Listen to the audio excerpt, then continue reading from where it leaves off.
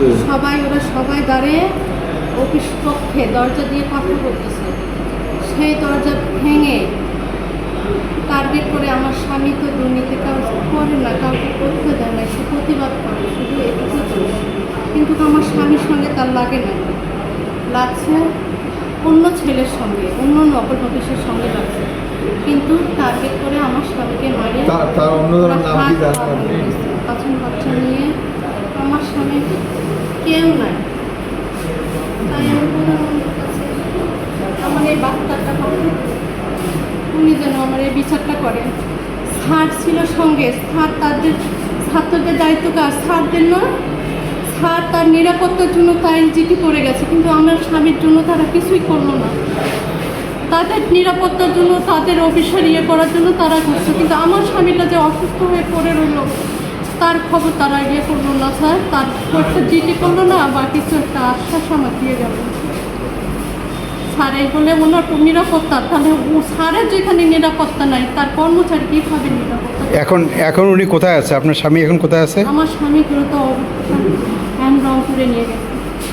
রংপুরে নিয়ে যাওয়া হয়েছে? হ্যাঁ, রংপুরে।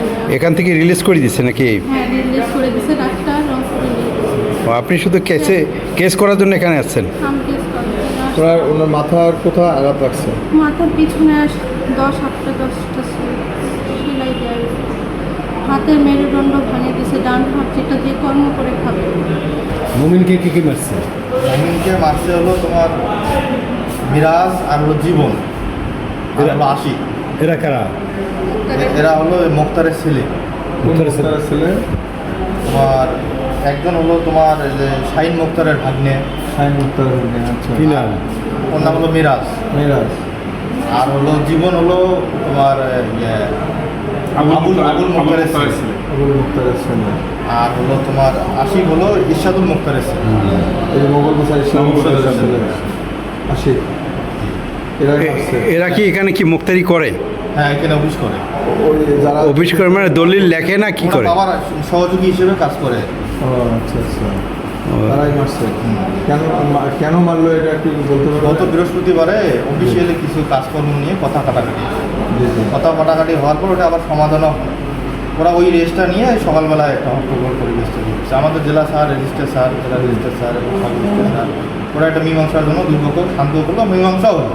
কিন্তু এরা উচ্ছৃঙ্খলভাবে এসে রুমের দরজা ভেঙে এটা করে দলিল লেখক মানে সমিতিতে সভাপতি ওই যে কালাম ও হলো আগের ওই মানে আওয়ামী লীগের দোষর, সেই সময়কার সভাপতি, এবং ও খাস আওয়ামী লীগ। ওর আওয়ামী লীগের প্রভাবটা এখনো যায়নি। আচ্ছা। তারা আপনারা যে নকল অফিস আছেন, আপনারা কি করতেছেন? আমরা তো এখন ওই যে আমাদের তো অস্ত্র হলো খাতা আর কলম, আমরা বালাম কপি করতেছিলাম। ওরা আসছে যখন আমরা দেখিয়ে আমরা দরজা দিয়েছিলাম, ওরা আসিয়ে আমাদের দরজা মানে গুড়ি ভাঙছি, ভাঙার পরে আসিয়া মানে আমাদেরকে ডাংমাই করছে। ওদের পরিকল্পিত। আপনারা তো অনেক নকল অফিসে আপনারা হঠাৎ করে আক্রমণ করছে এসে, লাঠির সুটা নিয়ে আসতে ওদের তো হঠাৎ করে ওরা পরিকল্পনা করেছিল। আমাদের অফিসিয়ালভাবে ঠিক ছিলাম আর কি। এখানে আমরা একটা কথা শুনেছি, আপনি মনোযোগ দিয়ে শুনবেন ব্যাপারটা। বলেন। সেটা হলো আপনারা যে দলিল মানে নকল অফিস মানে দলিল নকল করেন বা জাবেদা দেন, এখানে যে অন্যের কাছে যে টাকাটা নেন, বেশি করে টাকা নেন, ওরা বলতেছে যে ওরা বেশি করে টাকা নেই, ওরা যে সমিতি করছে, সমিতিভুক্ত নাকি আপনারা তাদের কাছে তারা যদি দলিল যদি মানে জাবেদা বাইর করতে হলে ওই টাকার অংশ আপনাদের দিতে হবে, এই ধরনের কোনো কথা আপনি বলছেন? আপনি একটা বলেন, আমি কথাটা শোনেন দাঁড়ান, আমি আগে বলতে দেন, তারপরে বলবেন যে তারা যে দলিল যে আপনারা লেখে, তারা বলতেছে যে আপনারা নাকি টাকা দাবি করেছেন, যার জন্য এই ঘটনাটা ঘটেছে। আপনি এই ব্যাপারে কি বলবেন? টাকা তো আমরা দাবি করি না, ওদেরই টাকার দাবি বেশি। ওরা 300 টাকা হলকের কথা বলিয়ে ওরা 4000 টাকা নেয়। 3000 টাকা হলক আর 1000 টাকা ওরা সমিতির দাবি করি, ওরাই নেয়। সমিতি তো ওদের, আমাদের তো নাই। সমিতি, হ্যাঁ, আমরা দিন আনি দিন খাই। আমাদের 1000 টাকা করে নকল অফিস 2500 টাকা মাস পায়। আমাদের মাসিক কোনো বেতনও নাই। আমাদের কোনো মাসিক বেতন নাই। আমাদের এই অফিসের যা আছে, আমরা খুব কষ্টে মানবতার জীবনযাপন করি। তাহলে ওই কথাটুকু সত্য নয়। হ্যাঁ আপনাদের কাছেই টাকা তারা চায় নাকি? আমরা ভালো- আমাদের নকল কপি করি, ওরা সমিতির কাছে আমাদের জাবেদা প্রতি 100 কোটি টাকা ওদের সমিতির চায়, এইটা দেই না, এইটা মানে আপত্তি ছিল বিধায় ওদের আজকে এই হামলা। আচ্ছা আচ্ছা। আবুল কালাম আজাদ, আমরা দলিল রেজিস্ট্রি করি এবং জনগণের সেবা দিই। ঠিক আছে। জনগণ আমাদের কাছে দলিল করে রিসিপ্ট চায়, আমরা রিসিপ্ট ঠিক মতো পাই না। এবং 21 সাল থেকে আজ পর্যন্ত আমরা মূল দলিল 21 সালে দলিল পাইতেছি না, 6 বছর হয়। জনগণ আমাদেরকে চাপ দেয়, আমরা দলিল দিতে পারি না। এইসব বিষয়ে আমরা গত বৃহস্পতিবার আমার সাব রেজিস্ট্রারের কাছে বসি, আমাদের প্রতিনিধি সহ, এবং সাব রেজিস্ট্রারকে বলা হয় সমস্যার কথা। তিনি শুনে পরে নকল নবিশ এগুলো শুনে আমাদের উপরে চড়াও হয়।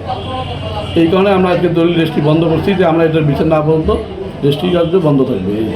সাব রেজিস্ট্রার সাহেবের সঙ্গে কি দলিল 5 বছর থেকে বাইরে না, এ ব্যাপারে কি আপনার আলাপ বলছিলেন? গত বৃহস্পতিবার আমরা বসছিলাম। না, এর আগে কি করছেন? ধরেন এটা 5 বছর 3 বছরের আগত কি এটা করছেন? আমরা রেগুলার বলে আসতেছিলাম। তা কেন দেন না? এর আগে অনেকবার অভিযোগ করছিলাম, এর প্রতিকার পাইনি। লাস্ট আমরা গত বৃহস্পতিবার বসছিলাম। তারা কি শুধু এই যে কি ধরুন জাবেদার জন্য কি ওদের নিয়োগ দেওয়া হয়েছে না? ওদের বালাম লেখার জন্য নিয়োগ দেওয়া আছে, কপি করার জন্য। কপি রাইটার হিসেবে খালি জাবেদা লেখে। বেশি যাবে না।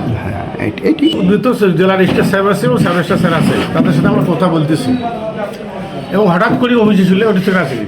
তারপরে কী হলো, তারপরে শুনলাম যে এই রকম ঘটনা, ওই যে ছেলেটার মাথা ফাটছে নাকি, ওইগুলো মানে উগাকে কিছু ছেলেরা মানে করছিল, টাকারি করছিল। যারা মাথা পড়ছে তার পরিচয়টা কি?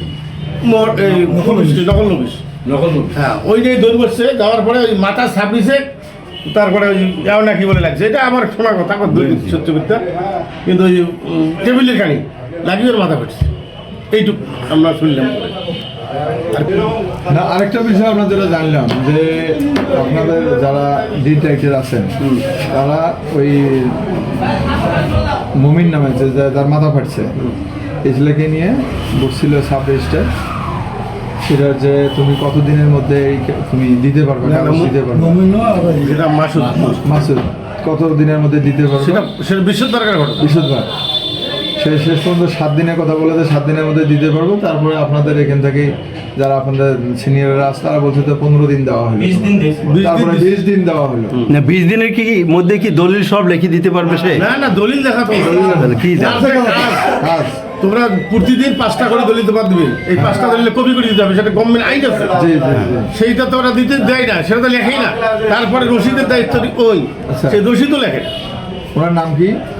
মাসুদ, মাসুদ জানা। উনি কোন দায়িত্বে এখানে আছে? ওই ওই যে ওগুলোর দায়িত্ব, ওই কপিস্টের দায়িত্ব, ওই নকল বিষয়। অথচ উনি না দিয়ে জাবেদার কাজে করে, এগুলো কাজ না করে জাবেদার কাজ করে, মানে যেখানে টাকা ইনকাম বেশি আর কি। আচ্ছা, যাই হোক, আমরা এটা শুনলাম যে একটা করে জাবেদা তারা 2800, 2900, 3000, 3500 নেয়। হ্যাঁ, এইটা প্রতিবাদ করা তো আমাদের তো। ওইটাই প্রতিবাদ করাতে আপনাদের মনে করেন আপনার প্রতিবাদ কেন করতে গেলেন, কি কারণ? আমরা করবো না, পাবলিক তোমরা তো একটা দাবিদারি হয়ে গেল, 1500 টাকা দেবো কেন, 20,000 টাকা কেন দেবো, কত খরচ, ফিস গভর্নমেন্ট ফিস 800 টাকা, আর আমরা যে মেরেছি তাও 1500 টাকা, লেখানি দিই 200 টাকা, সাবরেস্টার দিই 200 টাকা। আমি 1 মিনিট বলি। আমার ডায়েরি, আমার মানে দলিল লেখক ডায়েরি যে আমাদের আছে, দলিল লিপিবদ্ধ করি, দলিল পড়ার পরে সেই ডায়েরি আমার ওই মাসুদের কাছে মানে 3 দিন হলো দিবেন, এখন পর্যন্ত ডায়েরি পাই নাই, আমি তার কাছেই ডায়েরি আছে। অথচ ঘন্টার মধ্যেই রসিদ দেওয়ার কথা। 26 সালের রসিদ তো পাইনি। জুলাই মাস পর্যন্ত রসিদ পাই নাই। তা এতদিন কি করলেন? এতদিন আপনার সাব রেজিস্ট্রেশন জেলার সাহেবের সঙ্গে কথা বললেন না কেন? 6 মাসও সাবরেস্টার মৌখিকভাবে কয়ে আসতেছি, কইতে হ্যাঁ। বৃহস্পতিবারের দিন সাবরেস্টার আন্ডারটেকিং নিছে, তুমি দিবে এই 20 দিনের মধ্যে কমপ্লিট করে দিতে হবে।